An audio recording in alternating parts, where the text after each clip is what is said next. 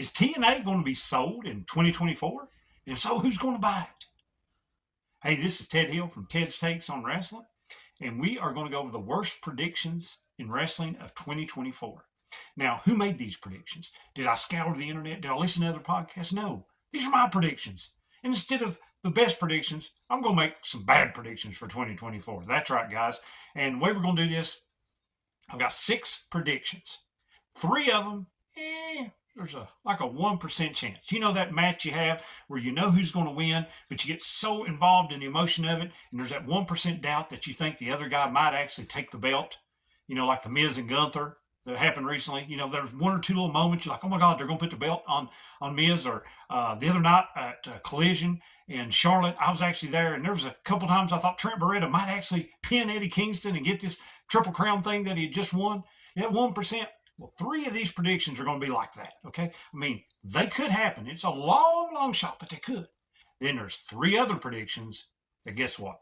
If these things happen, okay, then you better dig yourself a bunker, get ready, because it's going to be fallout, okay? Get your pit boy, get prepared to fight the death claws and the ghouls and all this other stuff, because it's the apocalypse. It's the end of time. All right. So let's get right into it, because you guys can tell me in the comments some just crazy predictions that you have in wrestling for 2024, and I hope you'll figure out of these 6, which ones are maybe a little bit or maybe end of the world. Okay. So the first one is 2 women's matches on AEW Dynamite. That's right. And not 2 squash matches, but 2 actual matches of the women, giving them enough time on AEW Dynamite. What do you think about that prediction for 2024? Okay. Here's another one. Shane McMahon is all elite. Yes, Shane McMahon ends up coming first off at Ring of Honor, being a general manager there. Then he moves up, and Tony Khan's got him in a backstage role, and he actually comes out, makes an appearance, and they may even throw him in one of those battle royals, like the Casino Battle Royale that Tony Khan has, and he gets to come out. So what do you think about that prediction? You know, Shane likes those battle royals, rumbles, you know, that type of thing. What do you think about that one? Okay. Or how about this one? Sting is getting ready to do his retirement match in Greensboro. But after the match, his contract's up. He re-signs with the WWE because he's got to finish his story with Seth Rollins. That's right. So Mania ends up being not Seth and Punk, but Seth Rollins and Sting. Because Sting has, you know, a bone to pick with him, because it was that match which he thought he ended his career and he was done for good. Okay? So how about those 3? What are you thinking about those? Or here's another one. CM Punk gets in a fight backstage at WWE and gets fired before the end of 2024. He gets all mad because the young kids ain't listening to him, because he's going to get screwed out of his WrestleMania main event again, and he's all mad and he gets in a fight and he ends up getting fired. What do you think about that prediction? Or this one. Roman Reigns is not going to wrestle Cody Rhodes at WrestleMania.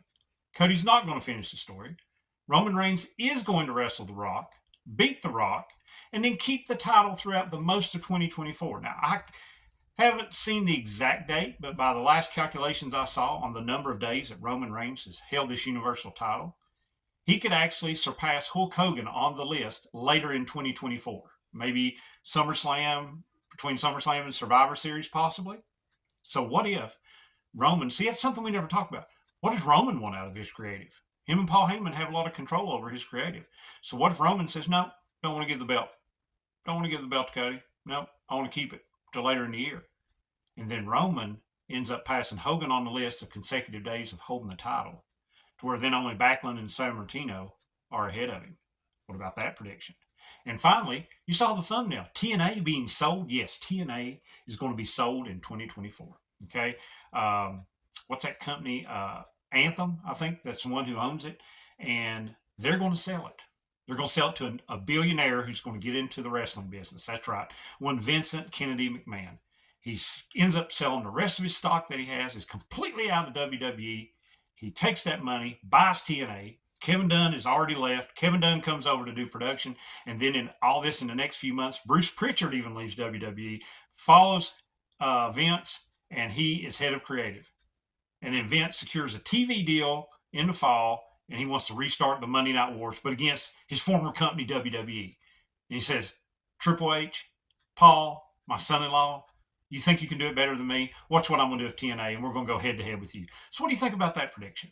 So that's 6 predictions. Worst predictions of 2024. So what do you think about those? Let me know in the comments. Don't forget to like and subscribe.